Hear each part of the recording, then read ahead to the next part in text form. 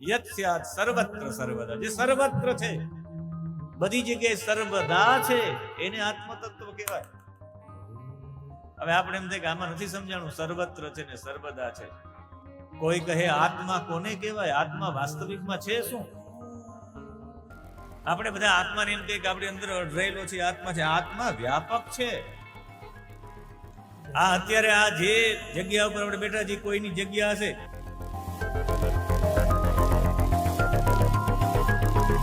વાસ્તવિકમાં આત્મતત્વ શું છે?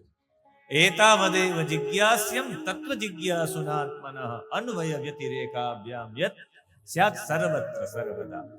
આત્મતત્વની વ્યાખ્યા કરી, એતદ એવ જિજ્ઞાસમ તત્વ જિજ્ઞાસુનાત્મનઃ. તત્વ જિજ્ઞાસુનઃ આત્મનઃ. તત્વ જિજ્ઞાસુ લોકો માટે બસ એટલું જ આત્મતત્વને જાણવા માટે છે.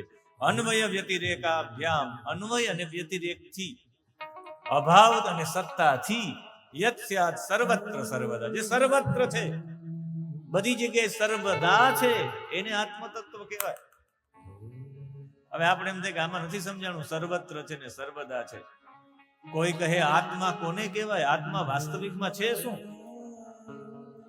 આપણે બધા આત્માને એમ કહીએ કે આપણી અંદર રહેલો છે આત્મા છે. આત્મા વ્યાપક છે. આ અત્યારે આ જે જગ્યા ઉપર આપણે બેઠા છીએ, કોઈની જગ્યા હશે, ભૂરાભાઈ આ આપની જગ્યા છે કે આ જે જગ્યા છે કે આ કોઈ પ્લોટ છે, આ પ્લોટ છે ખુલ્લો પ્લોટ હતો, ખુલ્લું આકાશ હતું. હવે આપણે એના ઉપર આ ઢાળી દીધું છે. આ ઢાળ દીધું, આ અંદર રહેલો ખાલી જગ્યા કોની ગણાય અત્યારે? તો કે મંડપની ખાલી જગ્યા. ખરેખર મંડપની નથી. આ તો મંડપ કાઢી નાખો એટલે આખું જગ્યા ખુલ્લી થઈ જાય, ખુલ્લું આકાશ થઈ જાય. અત્યારનું જે આકાશ છે એ મંડપ વચ્ચેનું આકાશ છે. પાણીનો ગ્લાસ લઈ લ્યો, પાણીનો ગ્લાસ આમ કરીને ઊંધો મૂકી દો, એ પાણીના ગ્લાસની વચ્ચેની જગ્યા છે. પાણીના ગ્લાસ વચ્ચેની જગ્યા કેવા છે? ગ્લાસ લઈ લીધો એ તો વ્યાપક જ હતું. ઘડો માટીનો છે, ઊંધો કરી નાખો, ઘડાની અંદર રહેલી જગ્યા, ખાલી જગ્યા, સ્પેસ, એને ઘટાકાશ કહેવાશે. પણ ઘડાને તોડી નાખો એ તો મહા આકાશ જ હતું. આત્મા તો વ્યાપક છે. એના ઉપર ઢાળી દેવામાં આવ્યા, આશીષભાઈને ઢાળી દેવામાં આવ્યા, જયેશભાઈને ઢાળી દેવામાં આવ્યા, અમારા રજનીભાઈને ઢાળી દેવામાં આવ્યા, બધાને ઢાળી દેવામાં આવ્યા. બધા બિંબા જેટલા છે એ આત્મતત્વ ઉપર ઢાળેલા બિંબા છે. આત્મા કોઈનો અલગ અલગ હોતો જ નથી, એક જ આત્મા હોય છે. એ આત્મતત્વ છે. આત્મતત્વ એટલે વ્યાપક, સર્વત્ર છે, સર્વદા છે.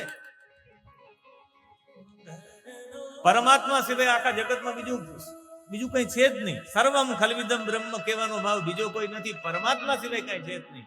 પંચ મહાભૂત થી કઈ બીજું કઈ તમને મળશે જ નહીં.